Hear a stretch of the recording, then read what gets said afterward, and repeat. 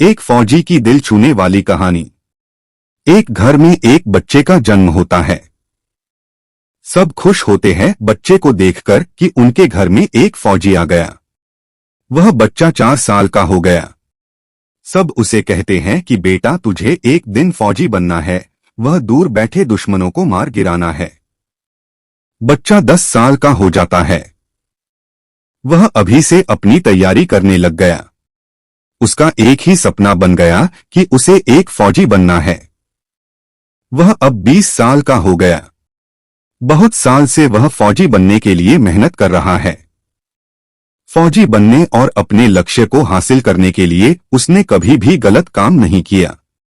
उसका सिर्फ एक ही लक्ष्य है, वह है इस धरती माँ के लिए अपनी जान कुर्बान करना, देश की रक्षा करते करते शहीद होना। आखिरकार वह अपनी मेहनत और लगन से एक बेहतर फौजी बन जाता है।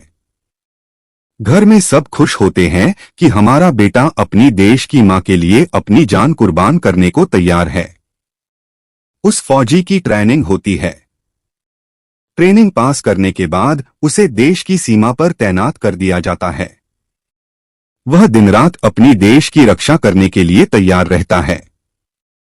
2 साल हो गए वह घर नहीं गया।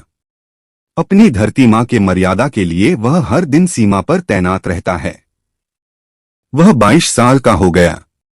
अब घरवाले उसके शादी के लिए लड़की ढूंढने लग गए और अपने बेटे को कहने लगे कि बेटा इस साल तेरी शादी करवानी है, इसलिए तू घर आ जा।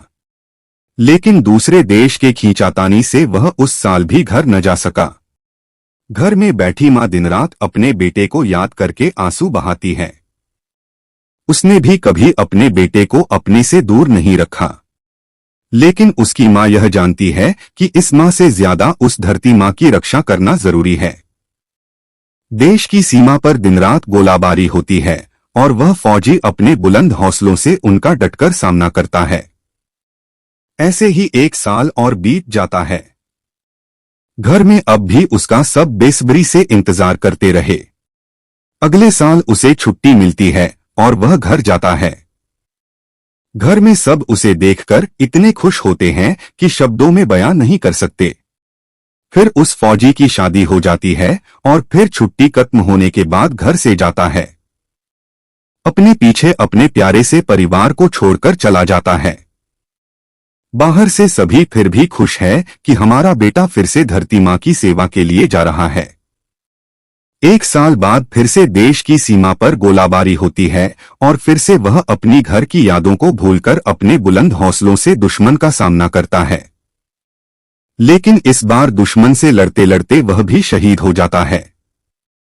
घर में जब शहीद होने की बात जाती है तो उस मां पर क्या बीतती है, 1 साल शादी को हुए उस पत्नी पर क्या बीतती है, यह तो सिर्फ वही जाने। अंदर ही अंदर उनका हाल बेहाल होता है। लेकिन उस घर में फिर से एक जवान पैदा होता है, अपनी धरती मां पर अपनी जान कुर्बान करने के लिए।